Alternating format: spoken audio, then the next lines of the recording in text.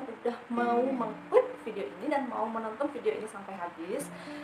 Aku berharap semoga video ini memberikan banyak manfaat untuk kalian semua dan juga kalian bisa memberikan feedbacknya ke aku supaya untuk perbaikan di channel ini ke depannya. Dan ini adalah video pertamanya aku, jadi aku berharap banget kalian mau memberikan feedbacknya ke aku berupa kritik, saran maupun komentar. Oke, tanpa berlama-lama lagi, kita langsung masuk aja ke video yang pertama. Happy watching!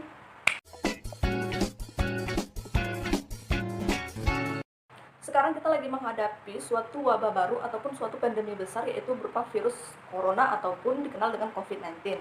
Kalian juga udah pada tahu bahwa korban di seluruh dunia itu bisa mencapai ratusan juta orang, dan bahkan yang meninggal itu sudah mencapai 50 juta orang di seluruh dunia.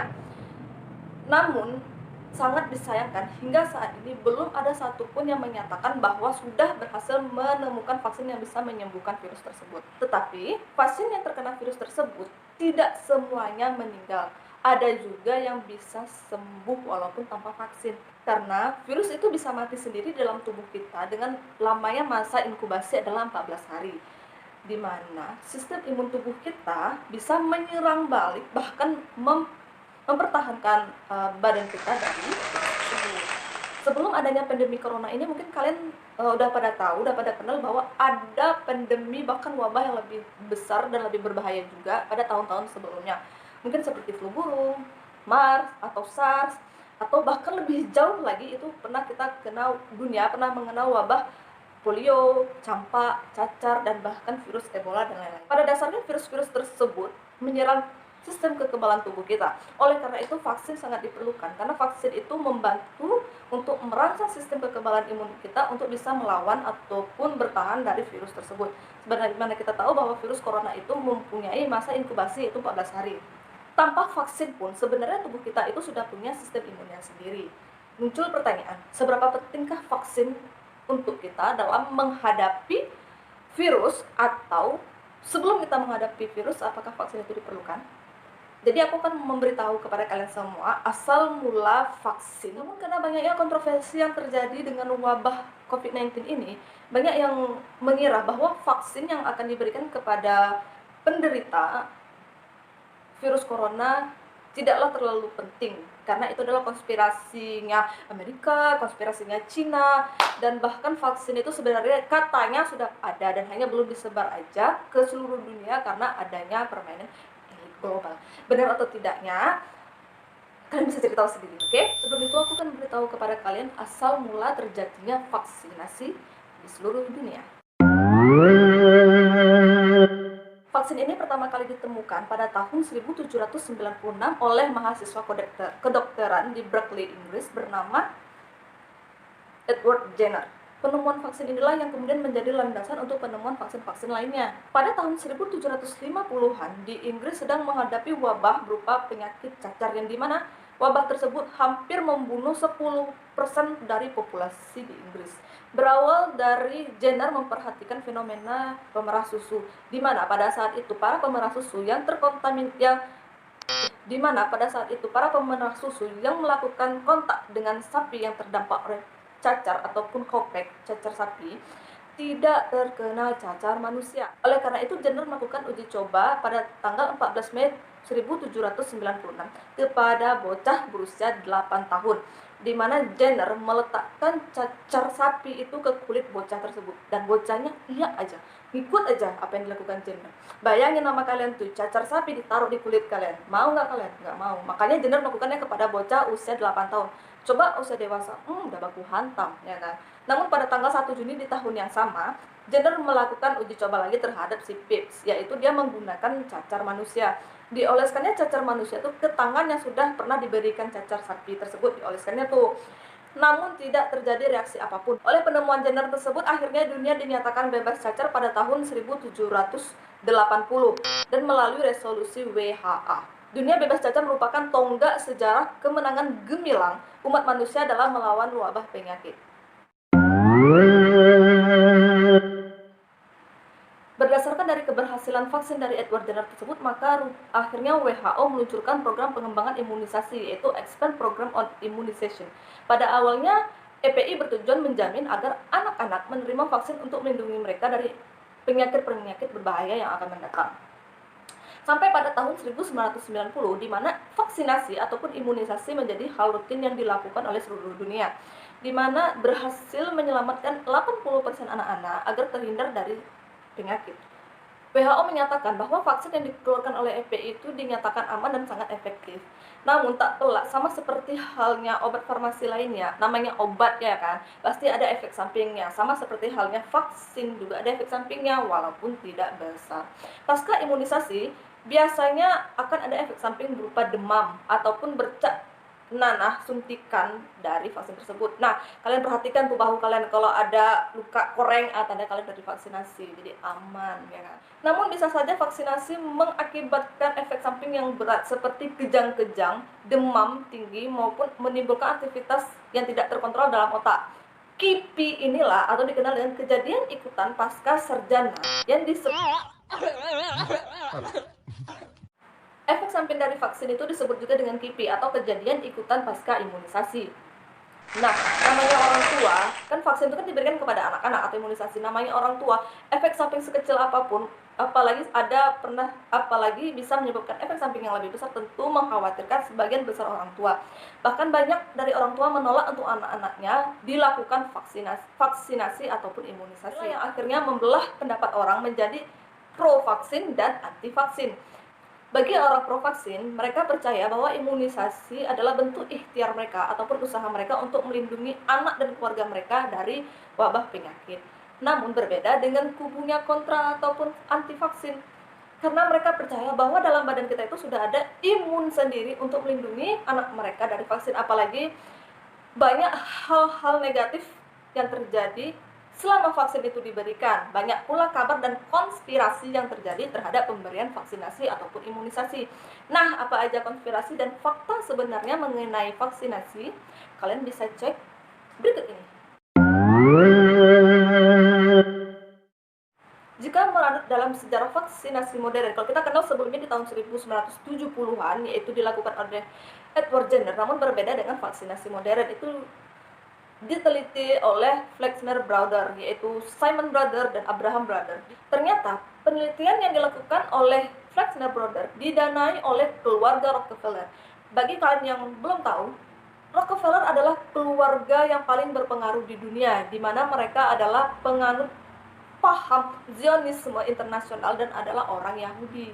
Bagi kalian yang belum tahu, Zionisme adalah suatu paham di mana mereka percaya bahwa orang Yahudi adalah bangsa yang terkuat dan mereka benar-benar ingin menguasai dunia. Dan juga paham Zionisme itu mereka ingin hidup bebas di dunia ini. Dan faktanya juga, keluarga Rockefeller ini adalah pendirinya WHO, yaitu World Health Organization, di mana kita tahu organisasi kesehatan dunia itu adalah WHO, dan pendiri pertamanya adalah dari keluarga Rockefeller. Dr. Leonard Horowitz pernah mengatakan WHO PBB didirikan Yayasan Keluarga Rockefeller pada tahun 1948 sampai tahun setelah kohor Rockefeller yang sama mendirikan CIA. Kebayang nggak kalian, Rockefeller mendirikan suatu organisasi besar di dunia. 2 tahun kemudian, Yayasan Rockefeller mendirikan Yayasan Ilmu Pengetahuan Nasional Pemerintah Amerika Serikat, Institusi Kesehatan Nasional, dan Layanan Kesehatan Masyarakat. Banyak ilmuwan menolak adanya vaksin. Salah satunya dilakukan oleh Dr. James R. Shannon, mantan Direktur Asosiasi Institusi Kesehatan Nasional di Amerika Serikat. Dia menyatakan bahwa satu-satunya vaksin yang terbaik adalah vaksin yang tidak pernah ditemukan sama sekali. Menurut Dr. Richard Moskowitz, Harvard University menyatakan bahwa vaksin menipu tubuh untuk tidak lagi menimbulkan efek radang, tetapi membentuk vaksin menjadi sesuatu hal yang lain yang terjadi dalam tubuh. Dan juga menurut Dr. W.B. Clarke, peneliti dari Inggris, dia melakukan uji coba terhadap 200 kasus orang yang terkena kanker, di mana 200 orang yang terkena kanker tersebut semuanya sudah pernah divaksin. Dan faktanya di Jerman pernah terjadi penolakan besar-besaran yang dilakukan oleh praktisi medis, dimulai dari dokter, perawat, suster, dan lain-lainnya, menolak adanya imunisasi campak. Penolakan itu diterbitkan dalam Journal of the American Medical Association pada tanggal 20 Februari 1981, dan sebenarnya masih banyak lagi ilmuwan yang menolak tentang diadakannya aturan vaksinasi ataupun imunisasi rutin.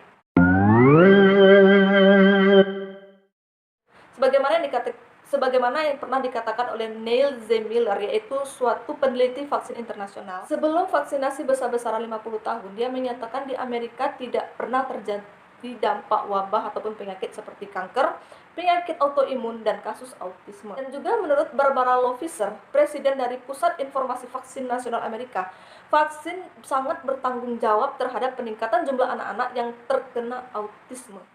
Dan Barbara juga berpendapat bahwa vaksinasi tersebutlah yang menyebabkan anak-anak maupun orang dewasa mengalami gangguan sistem imun dan syaraf, seperti hiperaktif, kelemahan daya ingat, asma, sindrom keletihan kronis, lupus, arteritis rheumatoid, sklerosis multiple, dan bahkan epilepsi.